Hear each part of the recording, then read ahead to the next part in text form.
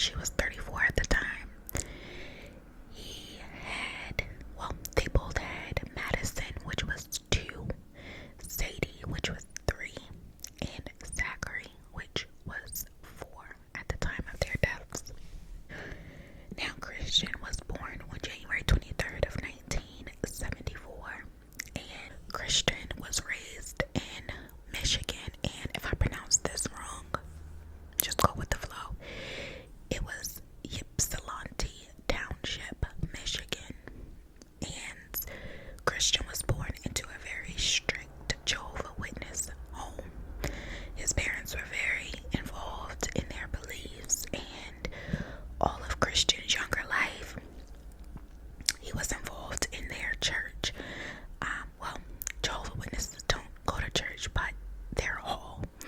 And during this youth, he was trained to participate in door-to-door ministry. We all know that door-to-door ministry. So, the entire community of Jehovah's Witnesses, they stuck together, and you had to live a very strict life that was following their beliefs, and if not, all of them would turn their back and kick you out. So we'll get into that a little bit later. So Christian was not dating as a youth because he was just practicing into the Jehovah's Witness community. But by the age of 19, he got married, and this woman was 7 years older than he was. This is where he met Mary, and he first met her in the church parking lot. So before their wedding, Christian had already had financial issues, and he could not make men's eat meat, but I'm assuming because he was so young and he was still with his parents, I guess money was not a big issue to have during that time. But when he proposed to Mary, he didn't have any money to buy her a ring. So he eventually found a place. He bought the ring, but he put the ring on layaway. Well, not layaway, because he was able to get the ring the same day, but he had monthly payments for the ring. Now, this ring was a 3.5 carat diamond ring, and again, he had these monthly payments that he was supposed to cover because he had the ring. 1 month, he was not able to afford the monthly payment, and so at the job that he was working at, he had stole $108 from the store. Now, the store that he worked at was a camera store, and he enjoyed this job because he was very interested into photography and the equipment and all of that. So to him, this was a dream job at the age of 19 for, him to pursue photography. So he stole the $108, and employees then began questioning where the money where did it go? But Christian did not say. The manager found out and pulled all of the employees together to ask, where did the money go? And again, Christian remained silent. However, the next morning, Christian had said that it was weighing on his conscience, and so he went into work and placed a check for $108 onto the counter, and he left. He quit. He had gave a letter of resignation that same day. Now, the reason Christian did not have the money is because he was renting an apartment at that time. So if he paid the month for the ring, then the rent wouldn't have got paid. So by him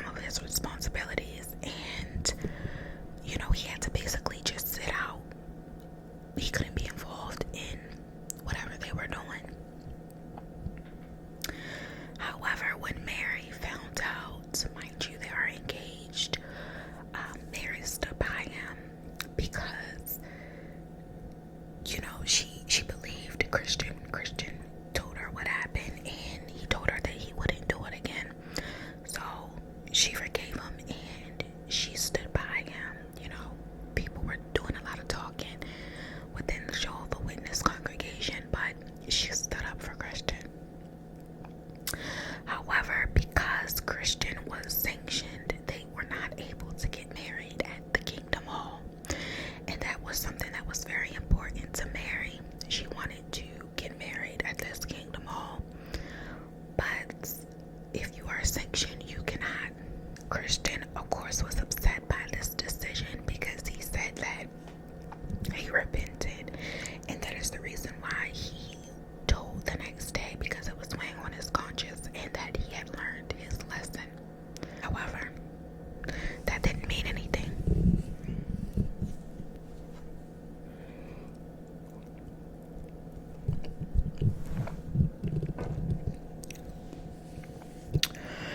So, during that whole situation, Christian had admitted that he was addicted to nice cars and nice clothes and fancy vacations.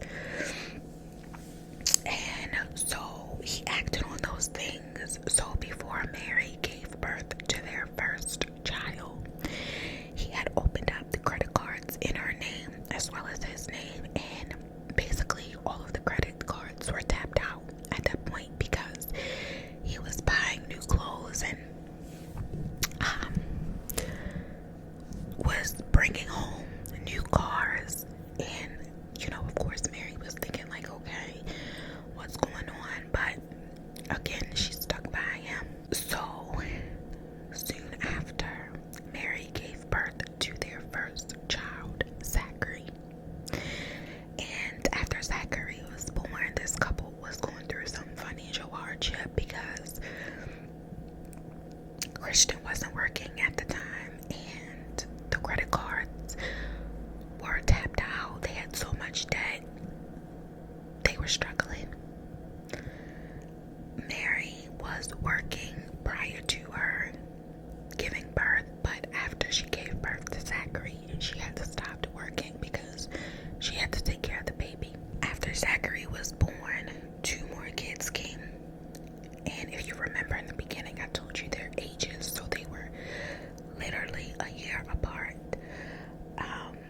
And this happened within 2 years of Zachary being born.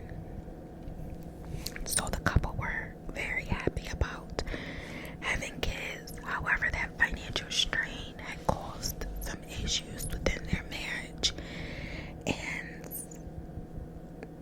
finances continued to deteriorate because Christian was just fascinated with the fancy life. Christian said that he could not go to his parents anymore for help, and that was because of his own pride, not because his parents told him they wouldn't help, but he felt as though because he's married, he has, children, that he should provide for them on his own. Eventually, Christian, was like, okay, I can't do this anymore. I have to find a job. And he landed a job working in construction.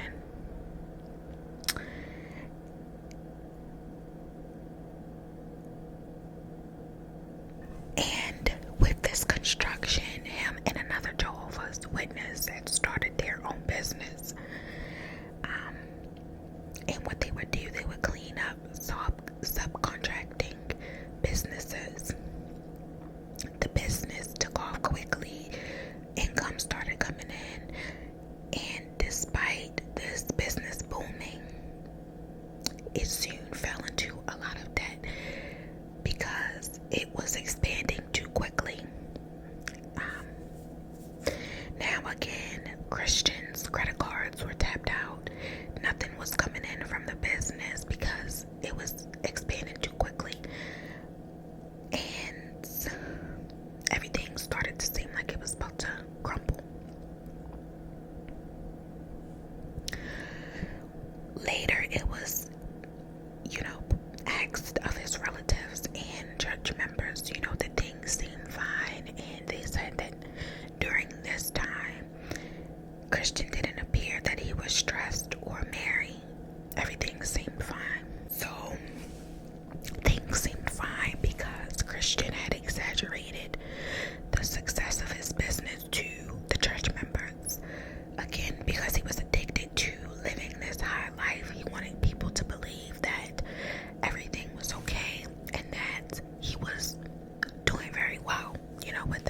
business. However, clearly that was a lie. So because he had praised this business so well, his father had actually invested tens of thousands of dollars into Christian's business.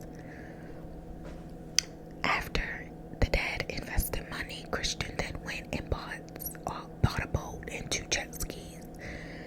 And he had told his friends that he had won this in a contest. Outside of the jet skis and the boat, he also bought 2 cars. So things seemed to be going well. They seemed to be thriving. Money seemed to be going, coming in. However, this was far from the truth. One morning, Christian was awakened by a noise, and it was a tow truck in his driveway. Now, the tow truck was repossessing one of the cars that he had just bought, which was a Ford Taurus. Their other car was broken down at the time, so after they repossessed the car, it wasn't really that much of a big deal to Christian because, mind you, he had bought 2 new cars. When that car broke down, Christian, had to find another way for them to have transportation, so he had created himself a fake driver's license. And how he created this was when he was spending money, he had bought this fancy new printer, and back then during them times we didn't have the plastic driver's license, we only had like the paper. So with this new printer that he had bought, he had created himself a fake driver's license, and it ended up being that he had created several driver's licenses, but we'll get to that point in a little bit. So once that other car broke down, Christian created a driver's license and he went to a local dealership. He gave them his license and told them that he wanted to take the Pontiac Montana out for a test drive. Once they gave him the key, Christian got in the car, took the car out, and he never returned to the dealership. Of course, the dealership, notified the police. However, Christian was gone. Christian returned home with the brand new car and basically told Mary that he had bought it for her birthday. As months went on, Mary started getting skeptical, and she asked Christian why weren't they receiving any bills in the mail for the car payment. So Christian gave her simple reasons, and Mary went along with it. However, he knew that he had to do something because these same questions would follow months later. So Christian again took out this fancy printer, and he had created, and with his laptop he had created these billing statements and started to mail them to their own house. So they started getting the billing statements, and other things started to go wrong, which caused their marriage to then start going downhill. In May of 2000, Mary had called her sister, and she was frantic, and she had told her sister that she had discovered emails on his computer that he was talking to another woman. When Mary confronted Christian about these emails, Christian did admit it, and he told her that she hadn't been any fun since she had the kids, and that he felt like she didn't love him anymore. Despite the cheating, Mary again stuck by his side. She did though go to the Jehovah's Witness elders and told them about, that situation. So because there was no physical evidence that Christian had a physical relationship with the woman, the again sanctioned Christian. So after all of this, Christian was now concerned about money again, and so he had to come up with another idea for him to financially take care of his family. So he decided to create false checks using his computer and that printer. And these checks basically were to fund his business. So he wrote them out like for his business, and then he cashed it. Did this several times, but the banks then notified the police, and this landed him being arrested, and he found himself in a courtroom. So he first went to court in September of 2000 for these checks that he was creating. He pled guilty and he received 3 years probation, but because he exaggerated his income and trying to seem and appear so high and mighty, the judge ordered him to pay a hefty restitution because he said that his business was making all of this money. Now this restitution was a lot of money, more than he could handle. But that's the cost from you lying. Now when the elders from the congregation had learned about Christian forging checks, they learned this in a newspaper, and he was finally disfellowshipped from their community. So from him being removed from their community, Mary was highly upset, but Christian came to her stating that he promised he would never do it again, he would be truthful, and that he would straighten out their financial issues. So he then swept her off her feet when he told her that he wanted to pay for her to get corrective eye surgery and to let her do scuba diving lessons. Christian was able to afford all of this because he had taken a credit card out in his dad's name. In this credit card, he had ran up nearly $100,000 in his dad's name. His dad, Joseph, had no knowledge that his son had did that. So at this point, the friends and church members were concerned for Mary because creditors and Mary would frequently come by and they would call. So they became worried, for Mary. Christian then decided that it was time to start over, to move.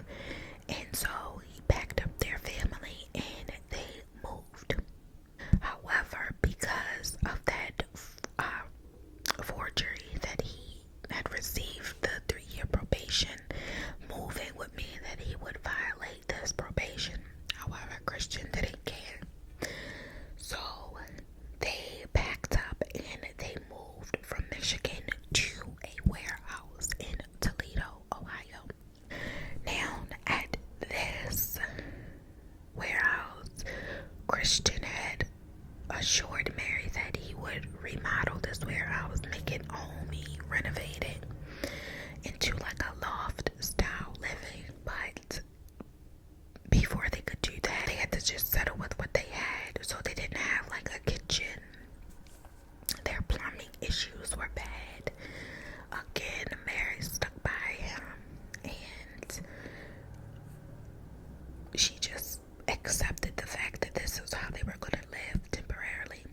Now, Christian had been lying to Mary the whole time for 6 months, stating that he had been paying the rent at this warehouse.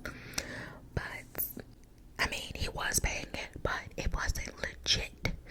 And again, he had fallen back into creating these checks to pay, each month for them to stay there. Once they moved to Ohio, Mary had stopped being in touch with her family, and they didn't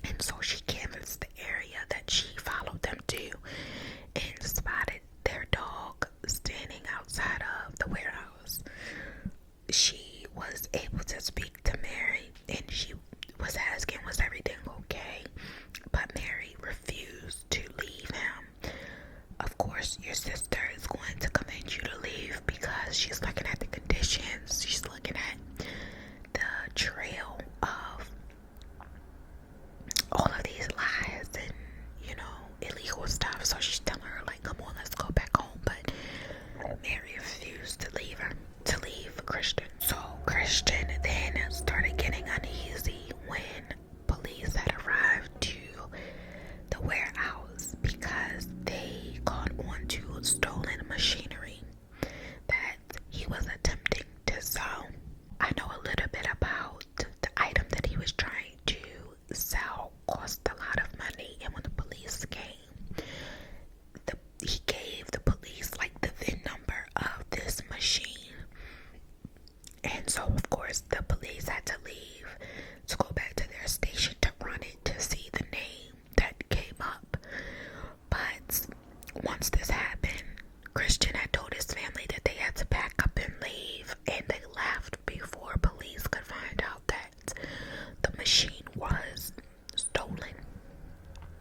Now, all of this stuff, it was a lot of stuff in the warehouse that Christian had taken, and majority of that was already in the warehouse that they were in, and so he was stealing the person that was renting out their warehouse, he was stealing their items to sell it.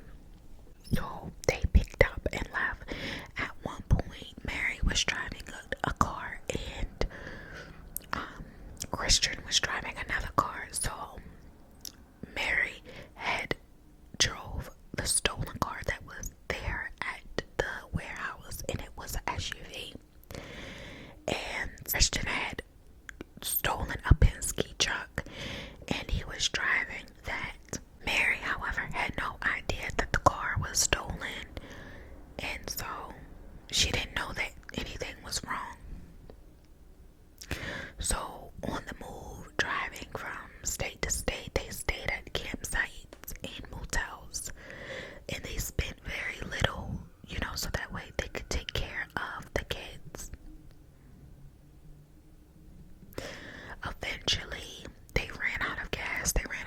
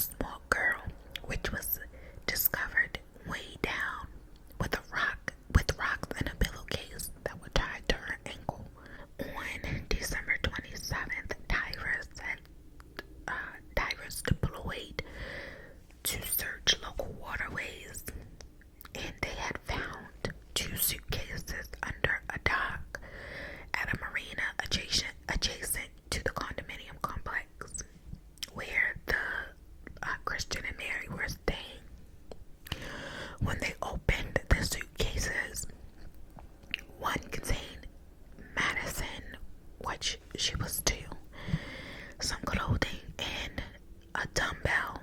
And this was what allowed the suitcases to stay under the dock. Wisps of hair stuck out of the other suitcase, which contained Mary, and she was in the suitcase naked. So once autopsies were obtained, it was determined that the 4 victims had died of asphyxia. And there was evidence of blunt force trauma to the face of Mary. There were also evidence that were disputed, but it was evidence that Zachary and Sadie died from drowning, which meant that once he pushed them off the dock, they were still alive. So police were looking for Christian to question as a witness, but by December 28th, Christian wasn't found, so he was charged with the murder of his family. He had made the FBI's 10 most wanted list, and his parents had cooperated with America's Most Wanted. A tip that was given to them had led authorities to the Mexican Cabana, where Christian was staying with a German photographer, and he was out there in Mexico stating that he was Michael Finkel, which was a formal travel writer for the New York Times. So on January 13th, 2002, Mexican federales and FBI's had went and got Christian. After his arrest, Christian had told authorities that the days following his family's murder, he couldn't provide for them anymore, and that after December 16th, he had tried to distract himself by renting a movie. He started going to the gym. He was attending the Starbucks Christmas party, where he had told co-workers there that his wife had left him for another man. A day after hearing on the news that the little boy was discovered, he had then picked up his final paycheck and drove to San Francisco. He had applied for another Starbucks job there, and then he left the country and headed for Cancun, Mexico. So once he arrived there, he had spent time with the group of young teens. They were British travelers, and he smoked, he toured, and pretended to be a journalist. He had admitted to police that his looks and his speaking skills had helped him get away with everything. So eventually, I'm not going to go all the way into the case because the video is super long, but on April 7th of 2003, after 4 hours of deliberation, the jury found Christian guilty of the aggravated murder of his 2 children, 4-year-old Zachary and 3-year-old Sadie. And they were trying to decide whether he deserved the death penalty. And then on April 16th, that same jury had deliberated for 6 hours before sentencing him to death for all 4 killings. So, this was the case. Eventually, the death penalty case was thrown out. It was flipped over because in the state of Oregon, they were no longer able to use the